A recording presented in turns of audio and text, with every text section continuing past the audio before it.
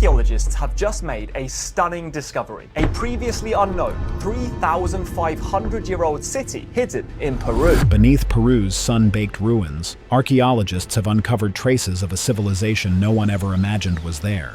Each layer of earth they pull back makes the discovery feel stranger and more unsettling. It's absolutely breathtaking. What started as a routine survey changed the moment the first buried structure appeared. Nothing matched the cultures we know. Nothing made sense, and now the team is realizing they may have uncovered a chapter of human history that was never meant to be found. The discovery that shook the Andes. For centuries, Ollantaytambo, perched dramatically in the sacred valley of southern Peru, has been celebrated as one of the Inca Empire's most remarkable architectural achievements. From an engineering point of view, we just have to stand back and say, that's really impressive. So as an architect, I really wish that I can have like a time machine and go back in time and see how they did it. Its terraces cling to steep mountainsides, cascading in perfect symmetry toward the valley below, while massive stone walls rise with such precision that centuries of weathering have barely dulled their edges. The site first drew the attention of European explorers in the early 19th century, guided by the local Quechua people who spoke of ancient temples, hidden chambers, and sacred water channels. Early scholars were captivated by the extraordinary stonework and speculated endlessly about the purpose of the monumental terraces. Many initially assumed that Ollantaytambo was purely a fortress and that its massive walls were designed to repel potential invaders. Others proposed that it had a dual purpose, functioning both as a military stronghold and as a ceremonial center where rulers and priests aligned the movements of the sun with the cycles of planting and harvest. Maps and sketches produced during these early expeditions captured only fragments of the site's complexity, leaving much of its grandeur a tantalizing mystery. As archaeological methods advanced, understanding of Ollantaytambo's ingenuity deepened dramatically. Its terraces proved to be more than simple agricultural plots. They were sophisticated systems designed to manage water, prevent erosion, and maximize crop yields on steep, unstable slopes. The Temple of the Sun, perched high above the valley floor, revealed extraordinary alignment with the solstices, suggesting a profound understanding of astronomy. The intricate network of aqueducts, canals, and fountains hinted at a civilization with a profound mastery of hydraulics, capable of channeling mountain streams with both efficiency and elegance, while simultaneously imbuing the landscape with sacred symbolism. Every aspect of the site seemed to confirm the incredible skill of the Inca, reinforcing the belief that the empire had manipulated the rugged Andean landscape with unparalleled precision and vision. That certainty, however, was about to be shattered. During what was intended to be a routine archaeological survey, researchers employed ground-penetrating radar to map underground water channels beneath the ruins. The team expected only to detect natural formations or basic irrigation systems. Instead, the scans revealed something utterly impossible. Massive geometric shapes lay buried deep beneath the earth. The patterns were deliberate, precise, and unlike anything associated with Inca engineering. When the shapes materialized on the radar screens, a heavy silence fell over the team. Their excitement was tinged with disbelief and an almost reverential awe. Every instinct told them that they had stumbled upon something extraordinary, something that could fundamentally rewrite history. Subsequent excavation revealed structures that defied all explanation. Perfectly cut stone blocks and deep chambers carved directly into the bedrock emerged from the earth. The walls were impossibly smooth, unnaturally straight, and patterned in ways that no Inca mason could have conceived. Strange indentations and symmetrical designs hinted at a knowledge far beyond what anyone had imagined. Even the local guides, steeped in generations of oral legend, stared in stunned silence. As the team dug deeper, the revelations became almost unbearable. Dating tests suggested that these chambers were thousands of years older than the Inca constructions above, raising profound questions about the true origin of the site.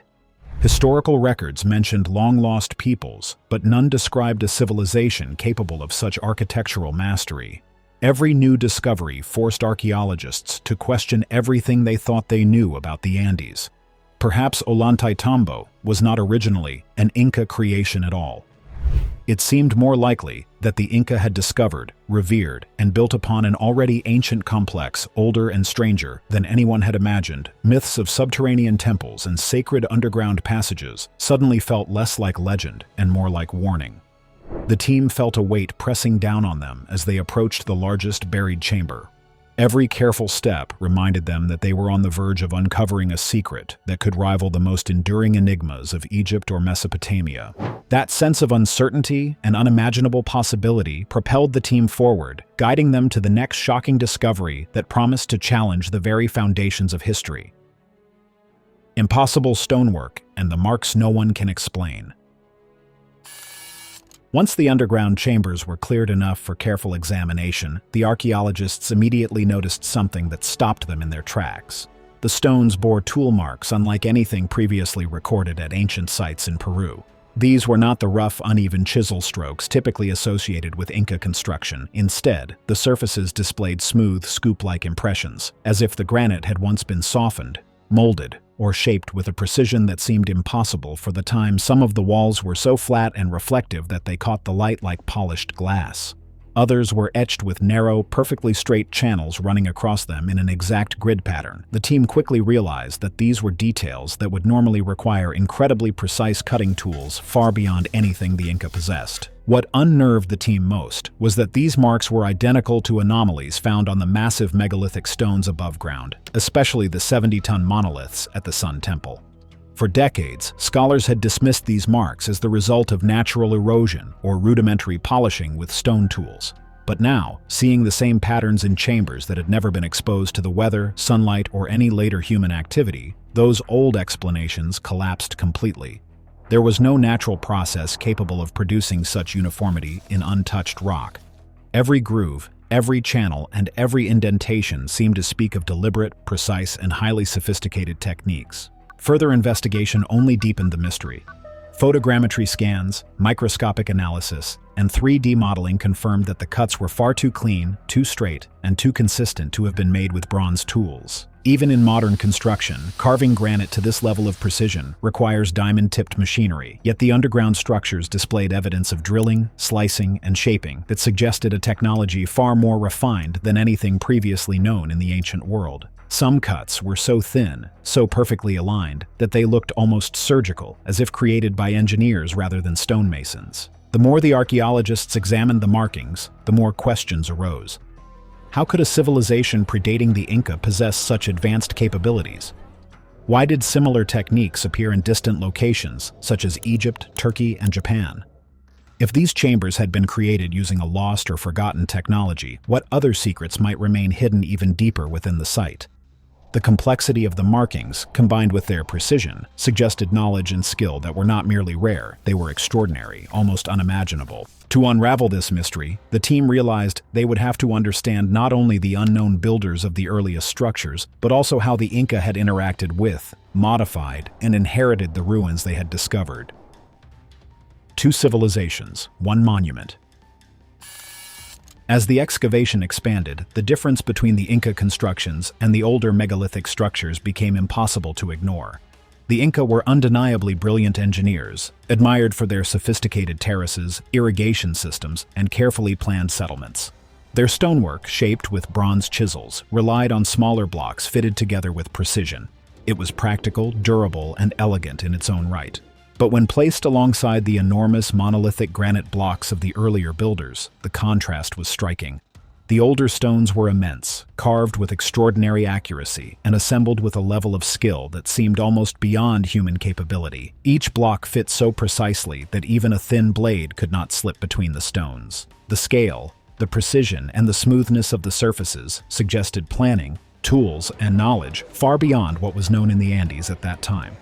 Archaeologists soon realized that the Inca had not tried to move or reshape these ancient megaliths. Instead, they had built around them, sometimes fitting their walls directly against the massive stones. In several places, Inca retaining walls appeared to brace the colossal blocks, as though the later builders had recognized their power and sought to preserve them. Some of the megalithic stones remained unfinished and scattered across the site. Others rested in positions that suggested transport from distant quarries. Signs indicated that the Inca had attempted to move a few of these gigantic blocks, but had abandoned their efforts midway, confirming that the technology required to manipulate them was beyond their capabilities. The unfinished blocks and scattered stones posed more questions than answers. How had the earlier builders cut, shaped, and moved stones weighing dozens of tons across steep slopes without draft animals or modern tools? This fusion of two architectural worlds raised urgent and troubling questions. If the Inca did not create the massive megalithic core of Ollantaytambo, then who had? How long before the Inca had these earlier builders lived and worked at the site? Radiocarbon tests on organic material found near the ancient stones deepened the mystery. The results pointed to dates far older than previously imagined, reaching back thousands of years before the rise of the Inca Empire. Evidence suggested that the Inca had approached the site with deep spiritual reverence, possibly treating it as the creation of divine or legendary beings. Ancient myths hinted at sacred places built by supernatural figures, and suddenly those stories seemed more than symbolic. To make sense of this connection, the team realized that their attention had to turn entirely to the stones themselves. Every mark, every cut, and every geometric pattern seemed to hold the key to the site's true origins. The global puzzle, hidden in the stones. The knobs, recesses, and keystone-shaped indentations found on Ollantaytambo's largest stones were not random decorations. Every feature was deliberate, precise, and carefully designed, though their true purpose remained a complete mystery. What made this discovery even more astonishing was that identical features had been documented in ancient megalithic sites around the world. From the Valley Temple in Egypt to the ruins of Japan's Asuka region, similar shapes appeared in stones that were separated by thousands of miles and millennia. Until now, archaeologists had assumed these similarities were merely coincidental, but seeing the same patterns in the underground chambers, untouched and perfectly preserved, forced them to reconsider that assumption entirely. The possibility that such precision had appeared independently in multiple locations suddenly seemed far less likely. Careful comparisons revealed startling and undeniable parallels. The knobs were proportioned exactly the same. The recesses were cut to identical depths. The techniques used to join polygonal stones mirrored walls found in Turkey's Hattusa and Greece's Mycenaean sites. Even the mysterious softened stone impressions matched patterns previously observed at Bolivia's Tiwanaku and Egypt's Osirian. The consistency of these details across continents and epochs was remarkable. It suggested more than coincidence. It hinted at shared technical knowledge or perhaps a highly sophisticated global system of stoneworking that had existed long before recorded civilizations. The thought that civilizations separated by time and geography might have possessed equivalent engineering knowledge stunned the team. The more they documented, the more it felt as though they were tracing the fingerprints of a forgotten culture whose influence had rippled silently across the ancient world. None of this fits within the conventional timeline of human history. These architectural techniques appeared thousands of years apart on multiple continents, among societies that supposedly had no contact with one another. Quietly, theories began to emerge among the researchers. Perhaps remnants of a prehistoric civilization had spread advanced building knowledge across the world before disappearing entirely. Or maybe highly innovative techniques had been invented independently, repeatedly, by civilizations that faced similar engineering challenges. Yet as more evidence accumulated, the idea of coincidence became increasingly difficult to defend. Some team members whispered that they might be standing on the threshold of rewriting the earliest chapters of human innovation, though no one dared say it aloud. The breakthrough that sent a shiver through the team came when one chamber wall revealed a precise crisscross grid carved directly into the bedrock. The pattern was exact, uniform, and eerily reminiscent of modern industrial tooling marks. The grid was too precise to be decorative and too deliberate to be random. Its presence suggested that the builders of Ollantaytambo had possessed knowledge and abilities far beyond anything recognized in the archaeological record. To even begin understanding the techniques behind the chambers, they would have to set aside conventional explanations and consider that lost or forgotten technologies might have been in play. And with every new detail uncovered, that possibility felt less like speculation and more like the only explanation that fit. Evidence of forgotten engineering. The deeper the excavation went, the more Ollantaytambo began to resemble a vast engineering complex rather than a simple ceremonial center. The walls, the stone surfaces, and the layout of the chambers all suggested design principles that even modern builders struggled to replicate. Every angle, every joint, and every smooth plane reflected a level of planning and execution that defied understanding. The crisscross grid patterns, perfectly flat walls, and impossibly tight stone joints hinted at techniques far beyond the Inca, and even beyond anything previously documented in the ancient world. Some archaeologists began to speculate that the earlier civilization might have employed advanced methods that are now lost to history. They considered possibilities that sounded almost like science fiction, such as the use of sound resonance to shape stone, heat treatments to soften granite, or chemical processes that allowed the rock to be molded, cut, and polished with incredible precision. Each theory remained unproven, but the physical evidence left no room for doubt. The builders had utilized methods that exceeded contemporary understanding, and every new discovery only deepened the mystery. The chamber walls themselves carried signs of astonishing precision. The same narrow, clean cuts seen in core-drilled samples appeared throughout the site. One massive block bore a groove so thin, so perfectly uniform, that it could have been created only by a high-tech saw. Yet the structure clearly predated the use of metal tools in the region by thousands of years. Even more perplexing were areas where the work appeared to have been abruptly halted. Unfinished surfaces, broken edges, and collapsed sections suggested that construction had stopped suddenly, as though the builders had vanished or been interrupted by an unforeseen event. If a disaster had ended the work, the question became unavoidable. What kind of catastrophe could halt a civilization capable of moving and shaping 70-ton blocks with apparent ease? Earthquakes were common in the Andes, but the damage patterns did not match typical seismic destruction. Certain sections seemed less damaged and more like they had been deliberately abandoned mid-manufacture, as though the builders had simply walked away, leaving their knowledge and techniques buried beneath the earth with them. Some blocks remained in half-carved states, while others showed evidence of attempted repositioning that was never completed. The more the team examined the site, the more they realized that each unfinished section, each groove, and each precisely aligned wall could contain a hidden clue. Every detail seemed intentional, and yet it resisted any logical explanation. The thought that an entire body of knowledge could have been lost, locked away inside the stone, weighed heavily on the researchers. But the most shocking discoveries still awaited the team. The chambers beneath the mountain. As the team pressed further into the subsurface network, they discovered interconnected chambers stretching far beyond what anyone had imagined.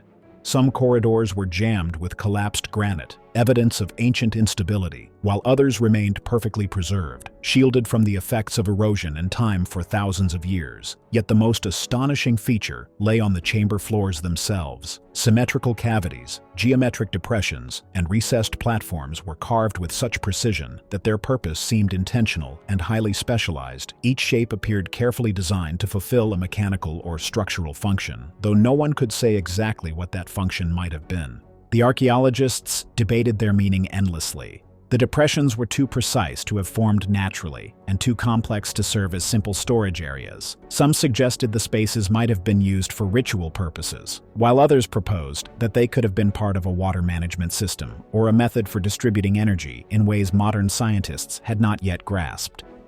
The most controversial theory came from the engineers on the team. They pointed out that the cavities strongly resembled foundation slots used in modern construction to hold machinery, support beams, or stabilizing frameworks. If the theory were correct, it implied that this underground complex was not a temple, a burial site, or a fortress. It was an operational facility, a place built to function, possibly requiring advanced tools, precise knowledge, and specialized equipment. The structural layout reinforced the theory. The chambers followed a grid-like blueprint, aligned perfectly with the geological features above, as if the entire site had been planned with a level of technical sophistication that defied explanation. Every corridor, every junction, and every platform suggested purpose and intentionality. It was impossible to view the site as random. Just as the team thought the discoveries could not become stranger, the ground-penetrating radar revealed something even more extraordinary. Beneath the largest chamber, there was a massive hollow, sealed by enormous stone slabs that appeared untouched for centuries. The radar signatures indicated an empty space nearly the size of a small auditorium, perfectly preserved.